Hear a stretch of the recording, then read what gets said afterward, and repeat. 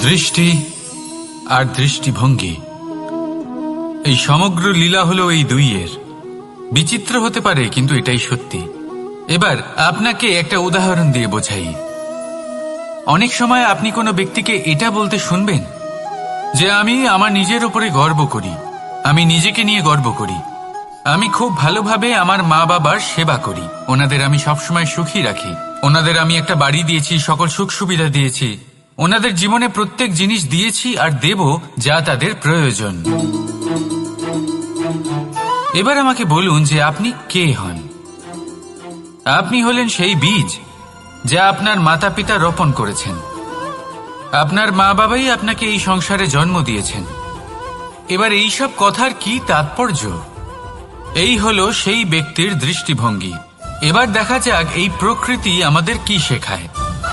কখনো কোনো গাছকে দেখবেন, যখন সেই গাছে ফল আসে, সে মালিকে এটা বলে না যে দেখো আমি তোমাকে ফল খেতে দিচ্ছি।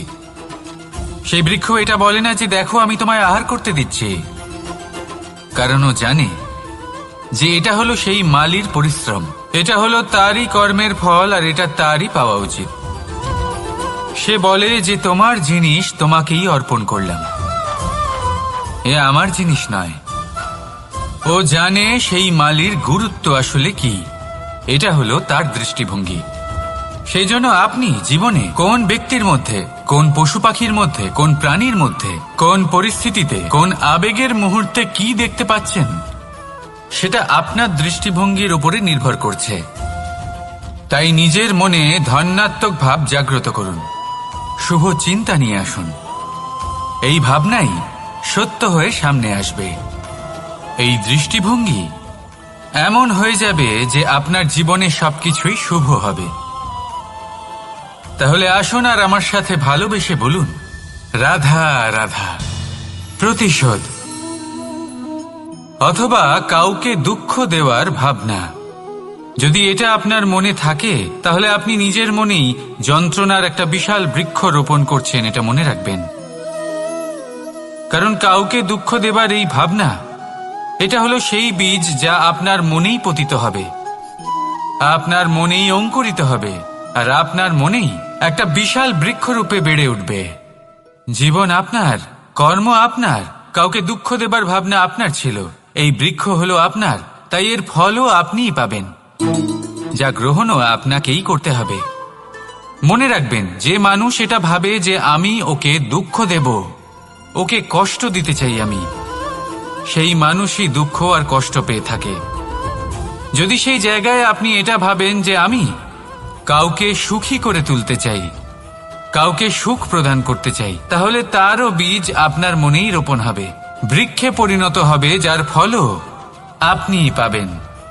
এখানে বিষয়টা হলো শুধু মানসিকতার চিন্তা, যা সত্য হয়ে আপনার সামনে আসে। তাহলে এই মানসিকতা শুভ করুন, সবার জন্য মঙ্গল কামনা করুন। অন্যের মনে আপনার জন্য ভালো চিন্তা থাকুক বা না থাকুক, আপনি সবার জন্য শুভ চিন্তা করে কর্ম করতে থাকুন, তাহলে আপনার সাথেও ভালোই হবে। তাহলে আসুন আর আমার সাথে ভালোবেসে বলুন, রাধা রাধা। সুখ আর অভিজ্ঞতা, এই দুই জীবনে একসাথে কখনোই আসে না। মনে রাখবেন, যেখানে সুখ থাকে সেখানে অভিজ্ঞতা থাকে না, আর যখন এই সুখ আমাদের জীবন থেকে দূরে চলে যায়, তখন আমাদের জীবনে আসে এই অভিজ্ঞতা। পরমাত্মা, প্রকৃতি, নিয়তি এই অভিজ্ঞতাকে আমাদের জীবনে পাঠান, যাতে আমরা একটা অত্যন্ত গুরুত্বপূর্ণ শিক্ষা, একটা জ্ঞান প্রাপ্ত করতে পারি। এই অভিজ্ঞতা আমাদের শেখায় যে অতীতে এমন কি হয়েছিল যা আমাদের করা উচিত হয়নি। আমাদের শেখায় ভবিষ্যতে এমন কি আছে যা আমাদের করা উচিত আর কি করা উচিত নয়। দেখতে গেলে এই অভিজ্ঞতা আমাদের সেই শিক্ষা দেয় যার জন্য আমরা সুখের দিকে উচিতভাবে অগ্রসর হতে পারি।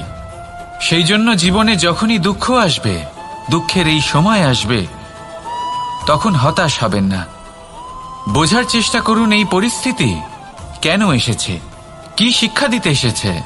যদি আপনি সেই জ্ঞান লাভ করেন, সুখের পথে অগ্রসর হন, তাও উচিত রূপে, তাহলে এই অভিজ্ঞতার উদ্দেশ্য পূরণ হয়ে যায়।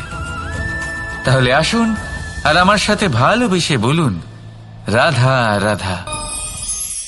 জীবনে শিখরে পৌঁছানোর জন্য মানুষের কি প্রয়োজন হয়ে থাকে? সিঁড়ির। কিন্তু তাও প্রত্যেক মানুষ, প্রত্যেক ব্যক্তি শিখরে পৌঁছতে পারেন না। এর কারণ কি? কারণ একটা হতে পারে যে মানুষ কল্পনা করতে থাকেন কিন্তু সিঁড়ি খুঁজে পান না। কিছু মানুষ খুঁজে নেন কিন্তু তা পেয়ে এতটাই প্রসন্ন হয়ে যান যে তারপর আর কোনো কর্মই করেন না। খুব সোজা ব্যাপার। অনেক মানুষ সিঁড়ি খুঁজে পান না, আর যদি পেয়েও যান তাও যতক্ষণ না তাতে চড়ছেন সেই শিখরে পৌঁছবেন কি করে? যতক্ষণ না আপনি পরিশ্রম করছেন, যতক্ষণ না সেই সিঁড়িতে আপনি চড়ছেন, যতক্ষণ না ক্লান্ত হচ্ছেন, আপনার পায়ে হাঁটুতে ব্যথা না হচ্ছে, ততক্ষণ এই শিখরে পৌঁছানোর সৌভাগ্য লাভ করতে পারবেন না। তাহলে কল্পনার সাথে কর্ম করুন, পরিকল্পনার সাথে পরিশ্রম করুন, সব কিছু পাবেন। আসুন আমার সাথে ভালোবেসে বলুন, রাধা রাধা। সমস্যা, কঠিন সময়, সংকট, বিপদ কার জীবনে নেই? প্রত্যেকের জীবনে আছে। কিন্তু আমাকে একটা কথা বলুন, যদি নৌকায় ঢেউকে ভয় পেতে শুরু করে তাহলে সাগর পার করবে কে? কখনো কোনো ছোট্ট পিঁপড়েকে দেখেছেন যে আকারে হয়তো ছোট হতে পারে কিন্তু বড় শিক্ষা দিয়ে যায়? কিন্তু আমরা শিখি না। এবার দেখুন একটা পিঁপড়েকে যে ভোজনের খোঁজে বাইরে বের হয়, একটা ছোট্ট দানা তুলে নেয়। ছোট দানা তোলে কারণ তার থেকে বেশি সে তুলতেই পারবে না। সে দানা নিয়ে চলতে শুরু করে, কোনো দেওয়ালে উঠে পড়ে, আবার পড়ে